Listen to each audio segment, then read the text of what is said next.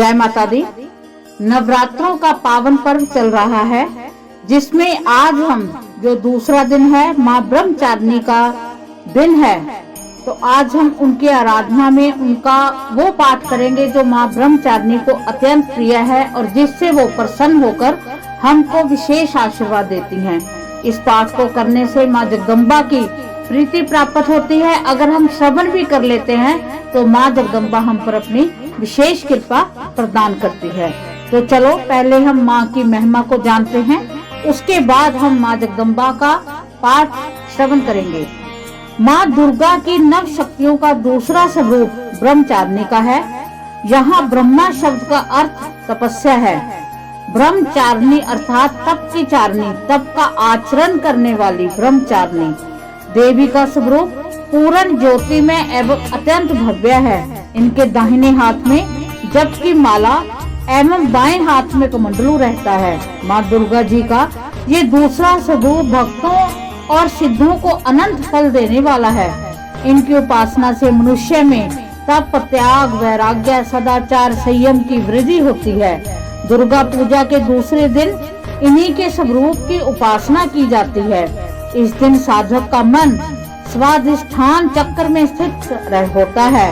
इस चक्र में अव्यवस्थित मन वाला योगी उनकी कृपा और भक्ति प्राप्त करता है।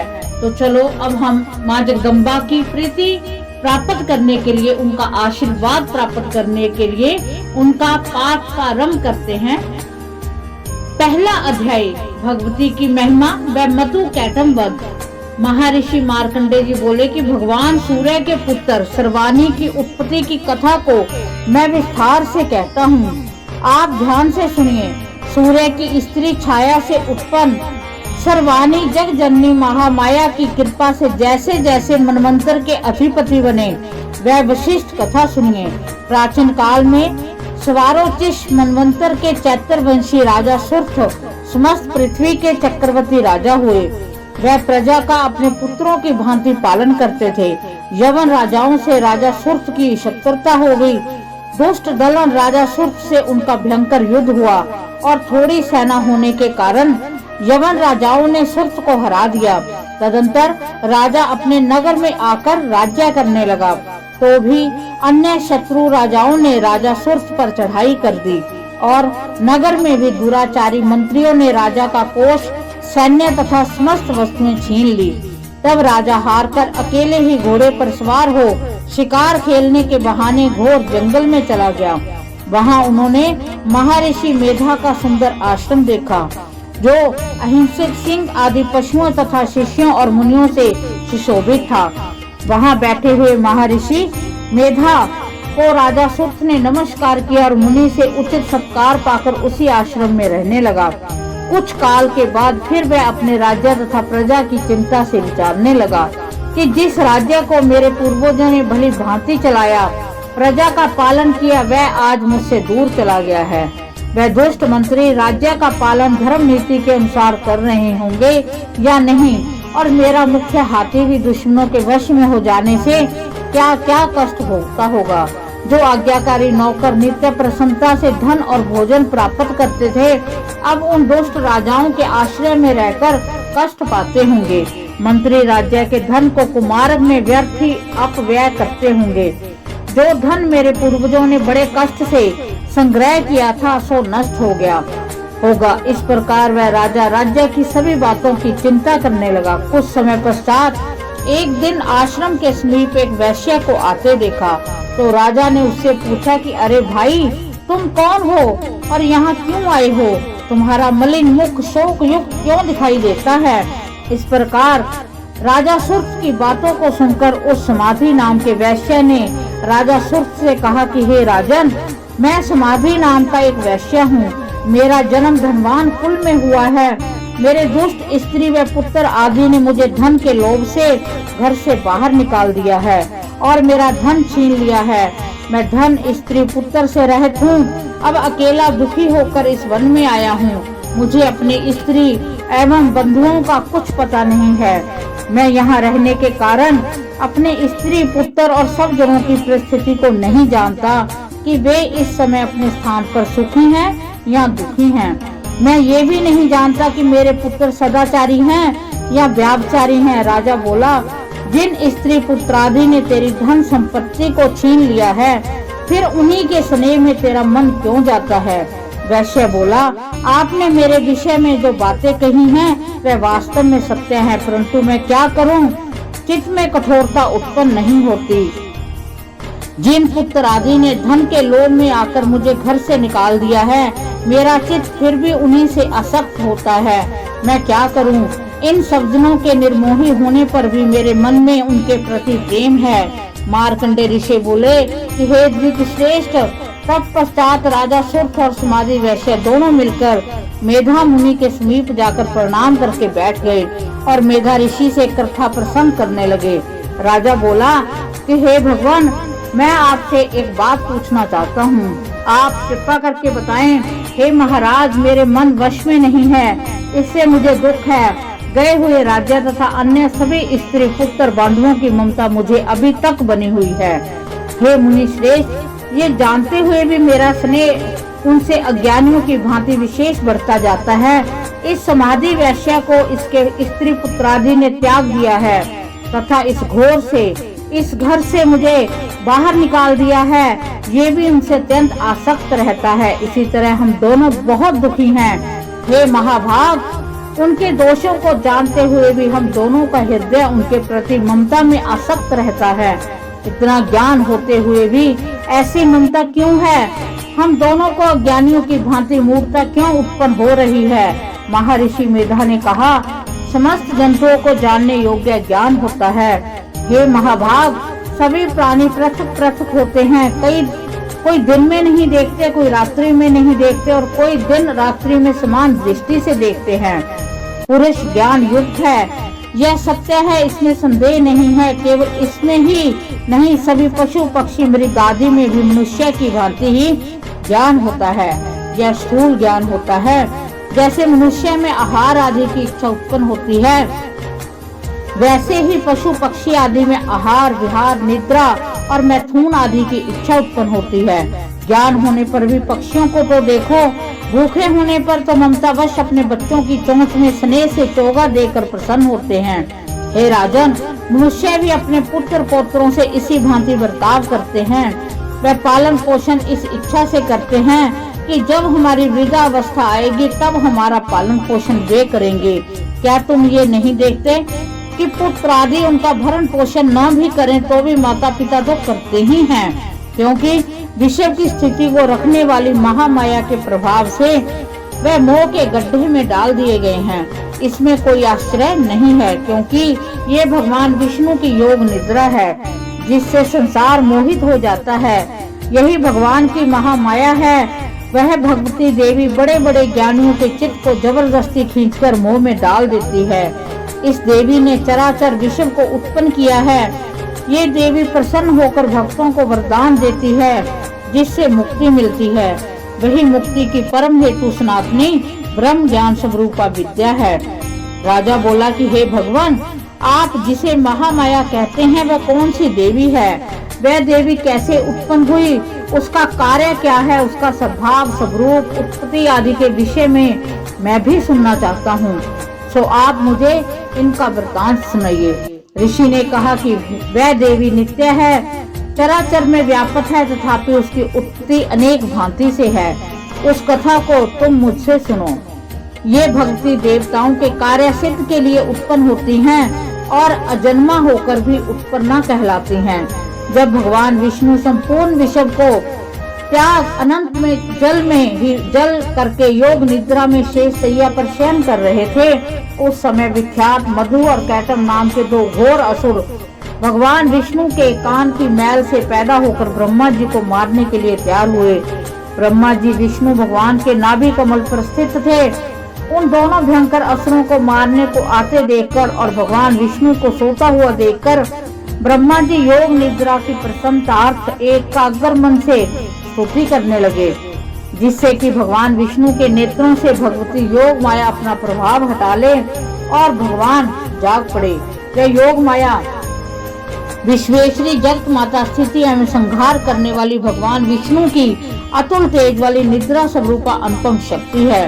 ब्रह्मा जी बोले कि हे महामाये, तुम स्वाहा हो, तुम स्वदा हो, तुम वष्टाकार स्वर हो, अमृत भी तुम हो, अक्षरों में स्वर भी तुम ही हो, तुम ही नित्य आदि मात्रा तुम ही हो, तुम ही व्यंजन हो। हे देवी, तुम ही संध्या हो, तुम ही सावित्री हो, तुम ही संसार की जननी हो। हे मातेश्वरी, विश्व को उत्पन्न, पालन और संहार करने वाली आप ही हो। आप ही महाविद्या, महादेवी, महासुरी हो। आप ही समस्त चराचर के तीनों गुणों को उत्पन्न करने वाली प्रकृति हो। आप ही काल रात्रि हो। आप खड्ग, शूल, घोर, गदा, चक्र, शंख, धनुष, बाण, भुषंडी, परिघ आदि अस्त्र शस्त्रों को धारण करने वाली हो। हे देवी, आप ही सौम्यता हो। आप संसार में आप ही अति सुंदर हो, पर तथा अपरों में श्रेष्ठ आप ही परमेश्वरी हो। जो इस विश्व की रचना और पालन संहार करते हैं, उन भगवान विष्णु को आपने अपनी निद्रा के वश में कर लिया है। फिर भला बताइए कि कौन आपकी प्रार्थना करने में समर्थ है, जबकि आपने भगवान विष्णु, शंकर तथा मुझसे ये शरीर ग्रहण कर लिया है। आप तो अपने प्रभाव से स्वयं प्रकाशित हो। मधु, कैटम नाम के इन महादुष्टों को आप मोल लीजिए और विश्वपति भगवान विष्णु को जगाइए। इन दोनों महाअसुरों का संहार करने के लिए भगवान को बुद्धि दीजिए। ऋषि बोले, इस प्रकार जब ब्रह्मा जी ने मधु और कैटव असुरों के संहार के लिए तथा भगवान विष्णु को जगाने के लिए तामसिक देवी की प्रार्थना की, तो उसी समय भगवान विष्णु के नयन, मुख, नाक, भुजा, हृदय और वृक्ष तल से निकलकर अव्यक्त योग माया उपस्थित हो गई और योग निद्रा से भगवान जाग गए। तदंतर भगवान विष्णु ने उन पराक्रमी वीर्यवान मधु और कैटम असुरों को देखा, जिनकी ब्रह्मा जी को खाने के लिए आंखें लाल हो रही थी। तब भगवान विष्णु ने शेष शैया से उठकर उन असुरों से 5000 वर्ष तक बाहु युद्ध किया। अति बलशाली महाउन्मत्त दोनों असुरों को महामाया ने मोहित कर रखा था। अतः दुष्टों ने भगवान से कहा कि आप हमसे वरदान मांगो। भगवान ने कहा कि यदि तुम मुझ पर प्रसन्न हो तो मेरे हाथों से तुम्हारी मृत्यु हो। मैं तो केवल यही वर चाहता हूँ। ऋषि ने कहा कि इस भांति जब भगवान ने उनसे ये वरदान ले लिया, तो वह भगवान से कहने लगे कि हमें सर्वत्र जल ही जल दिखाई देता है, इसलिए हे भगवान, हमारा वध उसी स्थान पर कीजिए जिस जगह पर पानी ना हो। ऋषि मेधा ने कहा कि तब भगवान विष्णु ने शंख, चक्र और गदा धारण किए, उनसे तथास्तु कहा और दोनों के सिर अपनी जांघों पर रखकर चक्र से काट दिए।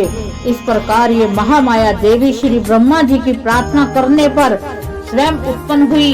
हे राजन, मैं अब इसके प्रभाव को बताता हूँ, आप ध्यान से सुनो।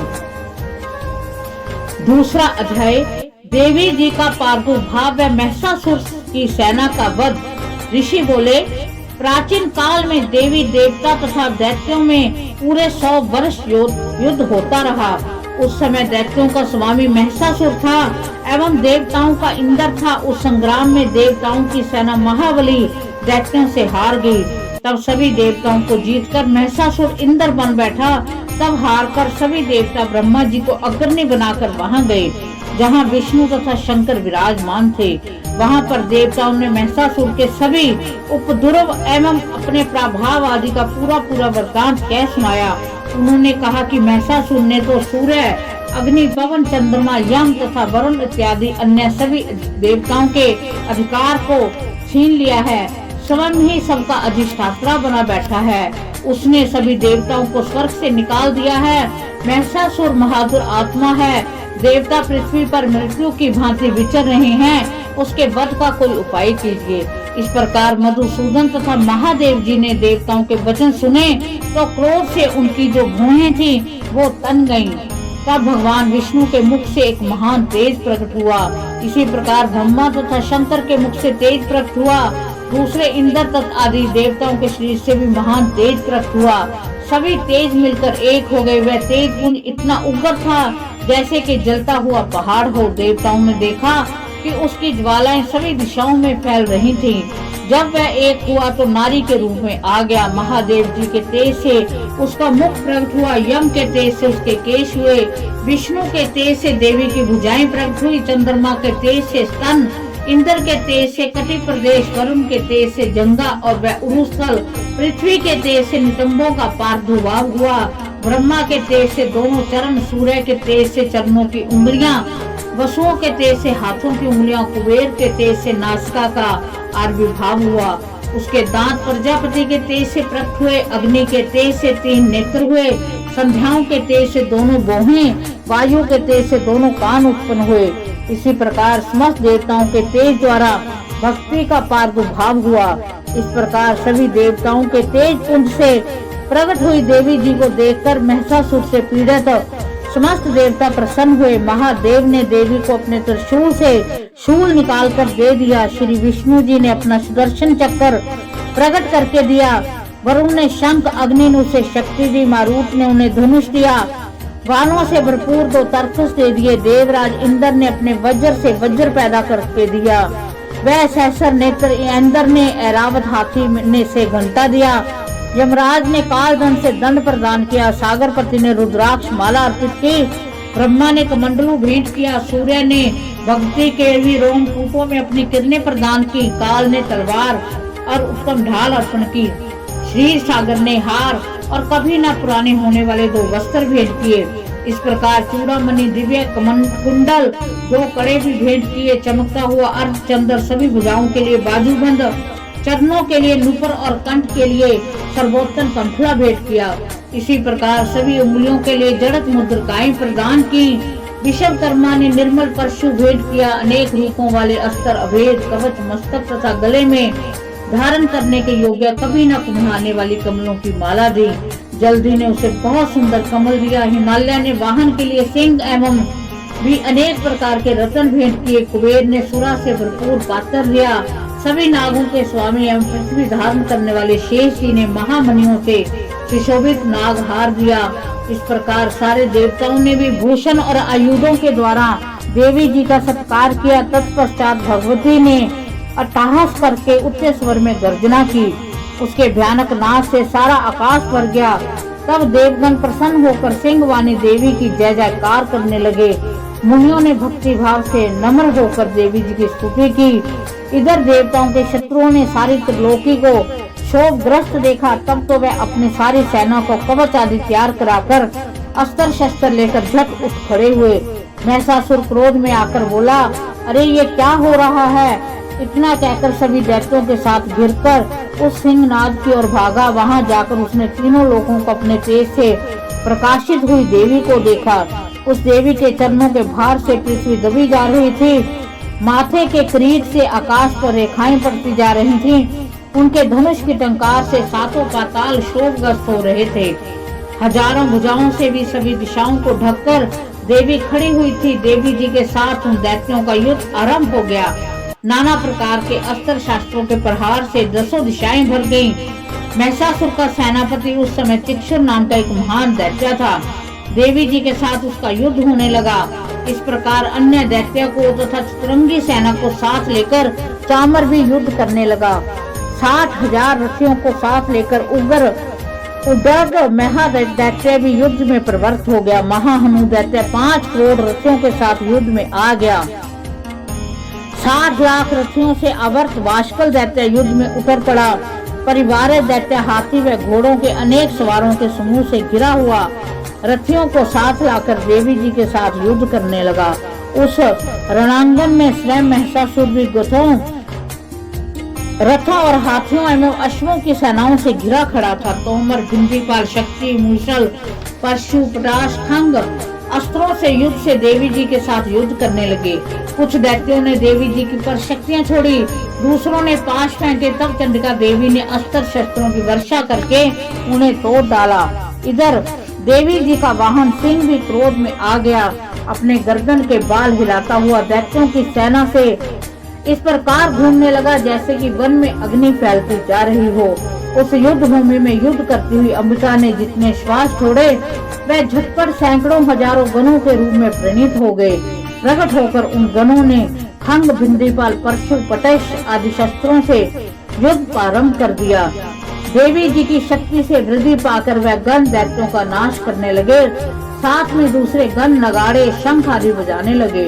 महती प्रसन्नता देने वाले इस युद्ध रूप स्थान में कुछ एक ने मृदंग बजाए। तब देवी जी ने त्रिशूल, गदा और शक्तियों की वर्षा से, तलवार आदि शास्त्रों से सैकड़े महान असुर मार डाले। दूसरे कितने ही दैत्यों को घंटा के भयप्रद नाद से मूर्छित करके मार गिरा दिया। मरे दैत्यों को पास से बांधकर पृथ्वी पर घसीट डाला। कितने तो गदा की चोट से घायल होकर पृथ्वी पर सो गए। मूसलों के प्रहार से कई एक रुद्र बमन करने लगे एवं कई एक शूला द्वारा वृक्ष स्थल फट जाने से पृथ्वी पर सो गए। कितने ही दैत्य बाणों की वर्षा द्वारा युद्ध करते हुए प्राण छोड़ने लगे। कितने ही दैत्यों की भुजाएं कट गईं, कितने ही ग्रीवाएं छिन्न भिन्न हो गईं। कई दैत्यों के सिर कट गए, कुछ मध्य से बदरीन हो गए।